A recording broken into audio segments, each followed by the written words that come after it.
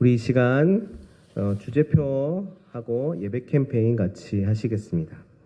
복음의 사람 예배자로 살게 하소서. 우리는 가정의 예배자입니다. 우리는 영적 예배자입니다. 우리는 삶의 예배자입니다. 아멘. 이번 주 묵상 말씀 마가복음 1장 15절입니다.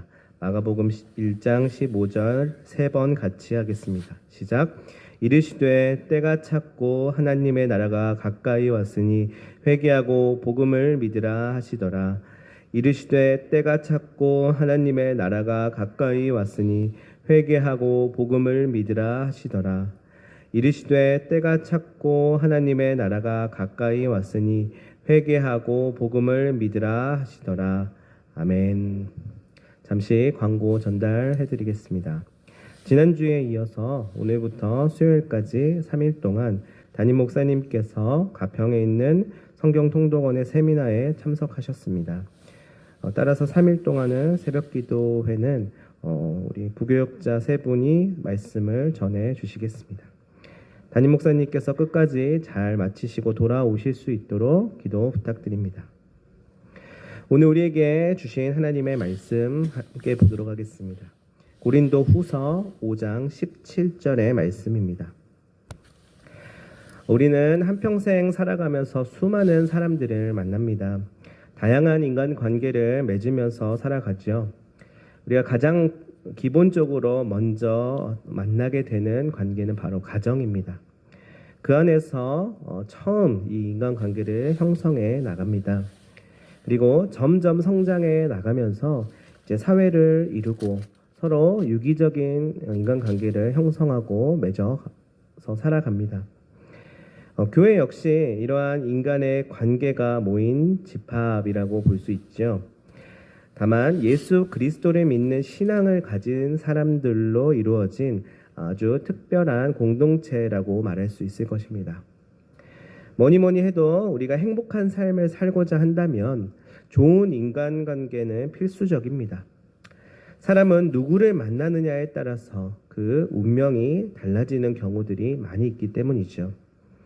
이를테면 성경에 봤더니 다윗은 요나단을 친구로 만났기 때문에 사울 왕의 손에서 목숨을 건질 수가 있었고요. 그리고 나다나엘이 예수를 만나 제자가 된 데에는 신실한 그의 친구 빌립의 도움이 있었습니다. 물론 세상을 살아가는 모든 이들이 이와 같을 텐데 특히 그리스도를 믿는 사람들 사이에서도 서로 간의 만남과 또한 선한 영향력을 주고받는 일이 매우 중요합니다. 그리고 교회는 그러한 만남의 장이 되어야만 합니다. 우리가 신앙생활을 하는 데 있어서 성경을 읽고 하나님을 믿는 일은 사실은 혼자서 집에서 골방에서 기도하고 말씀 보면서 이루어지는 것도 가능합니다만은 그럼에도 불구하고 서로 간의 교제와 하나님에 관한 이야기들을 서로 나누며 그 안에서 하나님께서 이루고자 하시는 공동체를 이루기 위하여서는 반드시 교회가 필요합니다. 그래야 행복한 삶과 구원의 삶을 함께 누리면서 살아갈 수 있게 됩니다. 그러나 무엇보다도 그렇게 되기 위해서는 가장 위대한 만남인 예수 그리스도와의 만남이 필요합니다. 그렇지 않으면 구원을 누리는 삶으로 나아갈 수가 없기 때문이죠. 성경에 예수님의 제자들을 보십시오.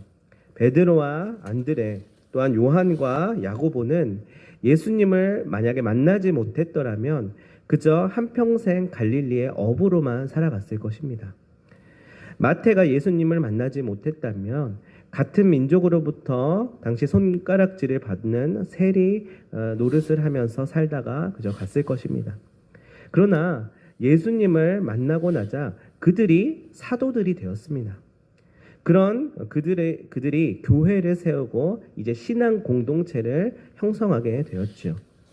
각자가 다른 성격과 모습을 가지고 있었고 다른 삶을 살았지만 하나님 안에서 하나 되어 그분의 약속이 다 이루어지기까지 함께 기도하고 연합하게 되었던 것입니다.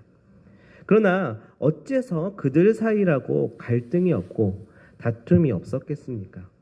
그들도 인간이었습니다. 서로 안 맞는 부분들도 있고요. 다른 부분들이 분명히 있었을 거예요. 그럼에도 불구하고 그들이 이 어마어마한 신앙 공동체로서의 만남을 일으킨 이유는 그러한 자기 자신을 만나주신 예수 그리스도의 그 복음이 너무나도 크고 위대하기 때문이었습니다. 각자가 다르고 다른 성격과 특질들을 가지고 있지만 이 복음으로 인하여서 하나가 될 수 있었던 것이죠. 그렇습니다. 복음에는 그런 능력이 있습니다. 화평케 하고 자유케 하는 힘이 있습니다. 따라서 누구든지 복음으로 말미암아 변화를 겪고 비로소 주 안에서 새로운 피조물로 거듭날 수 있는 것이죠. 보통 이런 말이 있습니다. 사람은 잘 안 변한다. 사람은 고쳐 쓰는 것이 아니다 라고 하는 말을 종종 합니다. 어떻게 생각하십니까? 어찌 보면 틀린 말이 아니라 어느 정도 인생을 살아보신 분들은 어느 정도 맞는 말이다 라고 생각하실 수 있습니다. 그러나 예외의 경우가 있습니다. 바로 주님이 터치하시고 주님이 만나주시면 또한 복음이 들어가면 상황이 달라지게 되는 것입니다. 아무리 변함이 어렵고 변화하기가 하늘의 별 따기와도 같은 그런 특질을 가진 사람이라도 이 복음이 들어가게 되면 하나님께서 그 마음과 인생을 달리 하실 수 있습니다. 개인적으로 제가 청년 시절에 청년부 활동을 열심히 하던 때가 있었습니다. 그때에 새신자들을 주로 담당하면서 새신자들을 케어하는 그 새가족부의 팀장을 맡은 적이 있었습니다. 그때는 새가족이 들어오면 그 새가족을 한 5주 동안 교육을 하고 그 다음에 일반 소그룹으로 이렇게 파송을 하는 시스템이었었는데요. 저의 20대 시절에 그야말로 복음의 열정으로 정말 열심히 이 새신자들을 위하여서 헌신하고 기도하였을 때가 있었습니다. 그러자 매주 적어도 한두 명씩 꼭 교회를 새로 와서 등록하는 일들을 마주하게 되었는데요. 정말 이들을 향한 하나님의 마음과 뜻을 조금이나마 마음으로 느낄 수가 있었습니다. 아무것도 모르고 그저 처음 용기를 내어서 그 작은 용기 하나로 교회에 발을 디뎠을 뿐인데 그들이 이제 성경을 읽고 하나님을 알고 예수 그리스도를 구주로 고백하는 그 과정 가운데 이루 말할 수 없는 은혜가 있었습니다. 그야말로 천하보다 귀한 한 영혼이라는 말이 와닿았습니다. 그리고 약 5주간의 교육 후에 일반 소그룹으로 파송해서 그 소그룹의 리더에게 인계할 때는 마치 자신의 자녀를 보내는 부모처럼 애틋함마저 느껴지곤 하였습니다. 이제 그랬던 그들이 2년이 되고 3년이 되고 점차 정착을 해나가면서 결국 교회의 리더가 되고 주축이 되는 모습들을 보게 되었습니다. 아주 귀한 열매를 맺은 것이지요. 나는 그저 잠깐 씨를 뿌리고 물을 주었을 뿐인데 자라게 하시고 열매를 맺게 하시는 하나님을 경험하게 된 것입니다. 사랑하는 성도 여러분, 우리들이 각자가 다른 삶을 살고 있고 다른 성격과 다른 외모와 가치관을 가지고 있지만 하나님의 말씀 안에서 하나님의 뜻을 품고 그분의 비전을 이루는 사명을 받은 자들임을 다시 한번 확인할 수 있으면 좋겠습니다. 이전의 나의 모습, 이전의 나의 삶과 환경이 어떠하였든지 간에 하나님께서 주시는 새 날에 새로운 피조물로서 하나님의 기쁨이 되는 삶을 살아가실 수 있기를 바랍니다. 우리의 본디 속사람은 죄인으로서의 부족함이 여전히 남아있지요. 이 권세를 이길 수 있는 해결책은 내가 아닙니다. 주님의 은혜밖에 없습니다. 그 은혜를 아는 자들은 그 은혜를 은혜로 인하여서 살고 그 은혜로 인하여서 섬기고 또한 먹고 마실 수 있습니다. 그게 우리가 고백하는 행복이요 구원의 가치인 것입니다. 또한 그 은혜를 아는 자로 선다면 주변의 많은 이들에게 그 은혜의 맛을 나누고 함께 누릴 수 있게 될 것입니다. 하나님은 예수 그리스도를 이 땅에 보내셔서 그 은혜를 누릴 수 있도록 하셨습니다. 어찌 보면 이 세상을 창조하시고 인간을 만드신 이유도 그 은혜를 알게 하시고 누리게 하시기 위하여서였을 것입니다. 하나님은 홀로 영광 받으시기에도 충분하고 그 누군가의 경배와 찬양을 받지 않으셔도 완벽하신 분이시지만 우리와 함께 하시고 소통하시고 그 은혜를 나누고 그 안에서 행복하게 주님이 주시는 구원의 맛을 함께 누리면서 살아가는 것을 보고 함께 그 안에서 기쁨을 경험할 수 있게 하려고 우리 가운데 오시고 또한 우리 안에서 공동체를 이루게 하시고 주님으로 인해 살아가는 그 은혜의 길을 인도하시는 것이죠.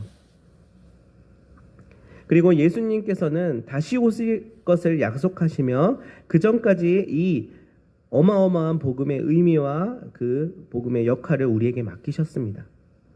이제는 우리가 예수님과 같이 누군가를 만나고 이제 함께 걷고 살아가면서 복음으로 인해 생명이 살아나는 일들을 이루어 나갔으면 좋겠습니다. 바로 우리 영신교회는 그 역할을 언제나 뚝심 있게 밀고 나갈 수 있기를 바랍니다. 다른 어떠한 목적이 아닌 오직 생명을 살리고 하나님의 은혜를 나누고 하나님의 영광을 드러내는 일에 마음을 모으는 우리 모두가 되기를 바랍니다. 이전의 나, 이전의 우리, 이전의 공동체, 이전의 모습들은 모두 지나갔습니다. 하나님께서 우리를 선하심 가운데 인도하시는 과정이 분명히 있었겠지만 그 과정들이 또한 하루하루 지나가게 되었습니다. 그리고 오늘 또 새날이 되었습니다. 새날이 되었을 때는 우리가 어떠한 모습이었고 어떠한 상태였든지 간에 하나님께서 주시는 아침마다 새롭고 또 새로운 그 은혜가 다시금 갱신이 되어야만 합니다. 또한 코로나로 인하여서 어려웠던 시절도 여러분 어느새 지나가게 되었습니다. 지나가고 있는 과정 중에 있습니다. 너무나도 막막하였었던 1년 전, 2년 전의 상황들을 떠올려 보면 그때는 상상할 수 없었던 막막했었던 시절이 있었겠지만 그 과정을 또한 지나가고 또 새날을 하나님께서 주셨습니다. 이제는 하나님이 보여주시고 이루실 그 비전을 향하여 함께 뜻을 모으며 나아가는 귀한 주님의 사람들이 되기를 간절히 소망합니다. 주님을 만나고 주님을 경험하고 알면 알수록 우리의 삶은 이제 살아나게 될 것입니다. 마치 사막 가운데 오아시스를 발견한 것처럼 메마른 땅에 단비가 내리는 것처럼 시들어 있는 화분에 물이 부어지는 것처럼 생기가 돋아나게 될 것입니다. 그것이 바로 성경에서 말하고 오늘 우리 가운데 하나님께서 메시지로 주고 계시는 그 하나님의 나라일 것입니다. 그럴 때에 우리는 이 땅을 육신의 몸을 통하여서 살아가고 있는 이 현실의 삶이 있지만 그 가운데에서 하나님의 나라를 보게 되면 이 세상이 다르게 보일 것입니다. 이전에 보지 못했던 감사와 기쁨으로 충만한 세계가 우리 삶에 펼쳐지게 될 것입니다. 여러분, 이는 남의 이야기가 아니라 바로 우리의 이야기가 될 줄로 믿습니다. 하나님의 사랑과 은혜는 다함이 없어서 언제든지 우리에게 폭포수처럼 부어질지 우리는 알지 못합니다. 어느 시기에 어느 때에 하나님께서 하나님의 은혜를 마치 주전자에 물을 붓듯이 은혜를 끼치고 부어주실지 모릅니다. 우리가 그저 발만 동동 담그는 그런 모습이기보다는 우리의 온몸을 던져서 그 은혜의 강물에 풍덩 빠지는 담대함을 가지고 나아갔으면 좋겠습니다. 우리가 하나님의 은혜를 경험할 때도 그저 잠깐 발만 담그는 식의 잠깐 맛만 보고 조금만 있다가 이제 일어나야지 하는 그런 마음으로 다가간다면 사실은 하나님께서 더 큰 은혜를 부어주시고 싶어도 그렇게 하지 못할 수 있습니다. 하나님께서 우리를 은혜를 부어주시고자 하는 그때에 우리의 몸을 던지고 우리의 마음을 던졌을 때 그 은혜의 강물 가운데 풍덩 빠지는 담대함을 가지고 나아갔을 때 이루 말할 수 없는 그 하나님의 나라와 그 세계가 우리 가운데 펼쳐지게 될 줄로 믿습니다. 여러분, 그 은혜는 바로 우리 영신교회를 위한 은혜요, 바로 우리 모두를 위한 은혜일 줄로 믿습니다. 우리 시간 함께 기도하도록 하겠습니다.